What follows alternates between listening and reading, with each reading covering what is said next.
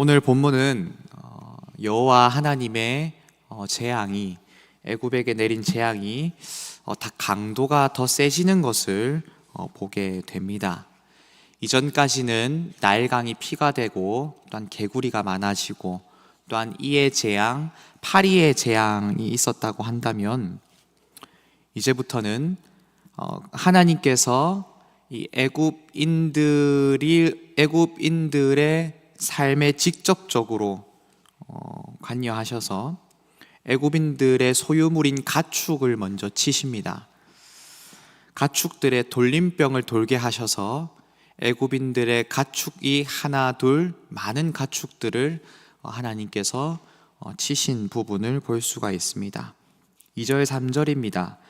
네가 만일 보내기를 거절하고 억지로 잡아두면 여호와의 손이 들에 있는 너의 가축 곧 말과 나귀와 소와 양에게 더하리니 심한 돌림병이 있을 것이며 라고 합니다.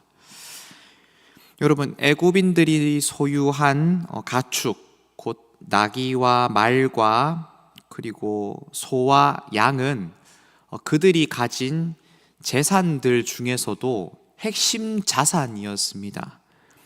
애굽에서는 이 동물들이 거의 삶의 모든 기반과 연결이 되어 있었습니다. 가축은 오늘날로 치면 현금일 뿐만 아니라 생산수단입니다. 그리고 재산, 이러한 모든 개념들이 합쳐진 것이 바로 가축들이었습니다. 소는 보통 농사를 위해 밭을 가는 핵심 동력이었고요. 나귀는 물류를 운송하는 수단이었습니다.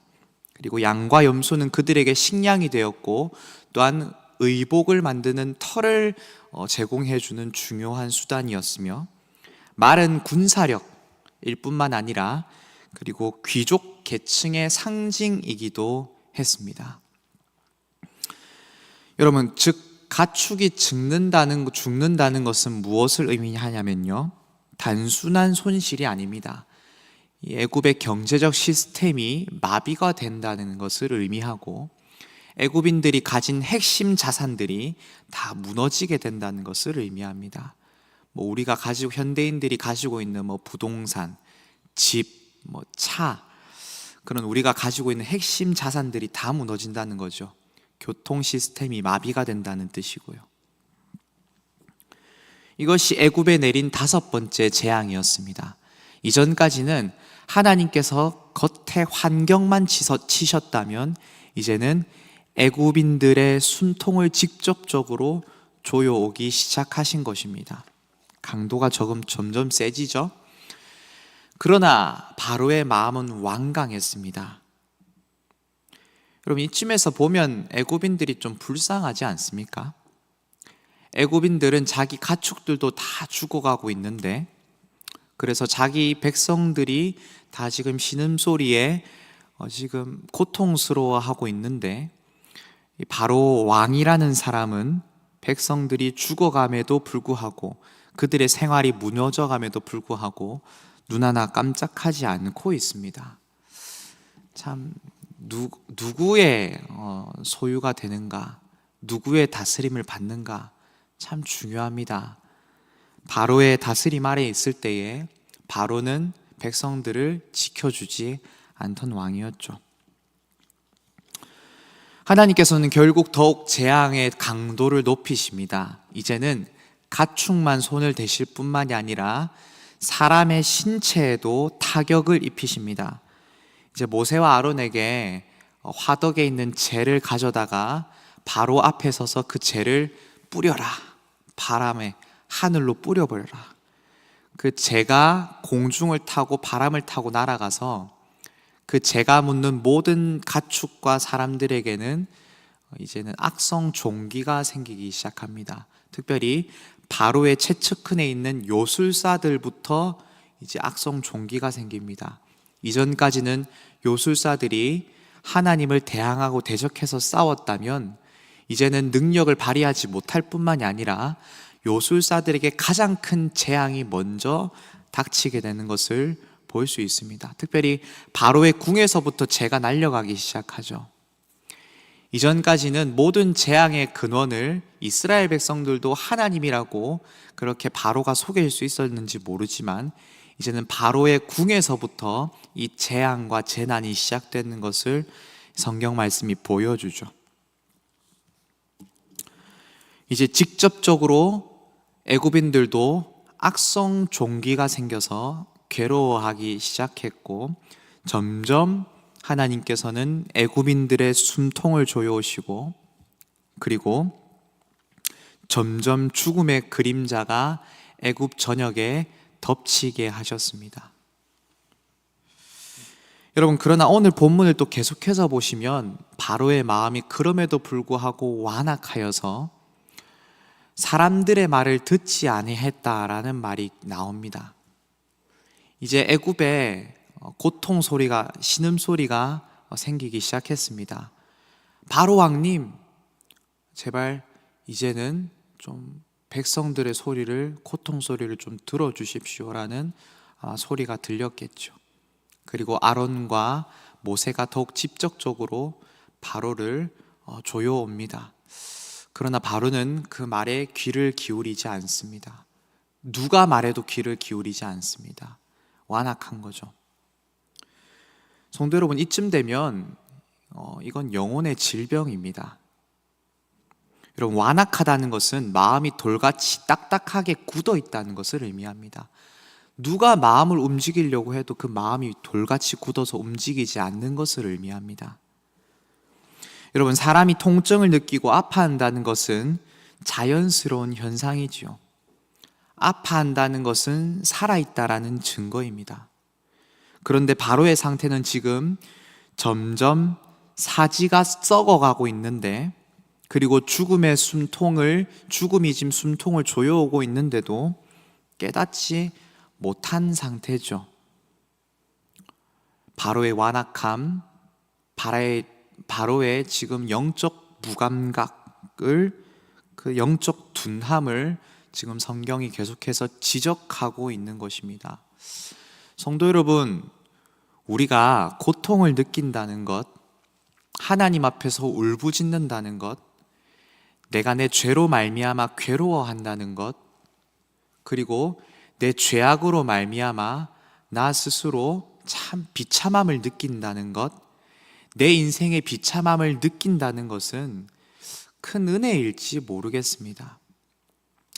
하나님께서는 이스라엘이 완악할 때에 목이 곧았다는 말이 그대로 완악하다는 뜻이거든요. 이스라엘 백성들에게는 너희는 목이 곧았다는 말을 많이 쓰죠. 하나님께서 목이 곧은 이스라엘 백성들에게 주신 언약의 말씀이 있었습니다. 에스겔 11장 19절을 보시면, 내가 그들에게 한 마음을 주고 그 속에 새 영을 주며 그 몸에서 돌 같은 마음을 제거하고 살처럼 부드러운 마음을 주어 내 율례를 따르며 내 규례를 지켜 행하게 하리니 그들은 내 백성이 되고 나는 그들의 하나님이 되리라 라는 하나님의 말씀을 주십니다. 여러분, 하나님께서 우리에게 은혜를 주신다는데 성령을 주셔서 하시는 일이 뭐냐면은 우리의 돌처럼 굳은 마음을 부드럽게 해주신다는 말입니다. 이 말은 뭐냐면, 우리가 우리의 죄악을 보면은 마음이 아프고 괴롭습니다. 우리가 우리의 인생의 고통의 문제를 당면하게 되면 우리의 마음이 유해지고 하나님께 엎드리게 됩니다. 하나님께 부르짖게 되고요, 나아가서 하나님께 대한 사랑을 느끼기 시작하고 하나님을 향해 사랑의 마음을 표현하기 시작하는 것입니다. 여러분, 이것은 정말 큰 축복이요, 언약 안에 있는 은혜를 누린 자들, 은혜를 받은 자들에게 나타나는 현상들입니다.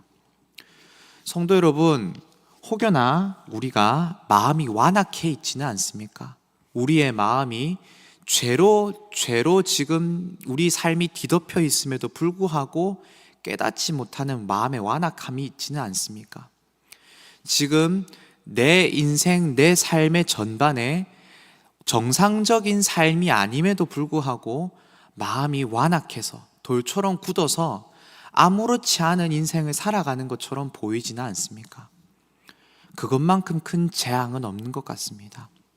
오늘 이 시간 우리가 기도할 첫 번째 기도의 제목들은, 하나님, 우리의 마음을 부드럽게 하여 주시옵소서, 내가 아프다는 것을 깨닫게 하여 주시옵시고, 특별히 오늘 우리 악한 세대에게 하나님 자비를 베푸셔서 그들의 고통을 깨닫게 하여 주시고, 그들의 삶이 비참하다는 것을 알게 하여 주시옵시고, 하나님께 부르짖는 부드러운 심령들이 되게 하여 주시옵소서라고 우리가 함께 기도해야 될 것입니다. 오늘 특별히 우리가 본문에서도 주목할 부분들이 있습니다. 이전까지는 여호와의 손가락이라는 표현이 등장하는데, 오늘은 더 직접적으로 그 무게가 더하여져서 여호와의 손이라는 것이 등장을 합니다.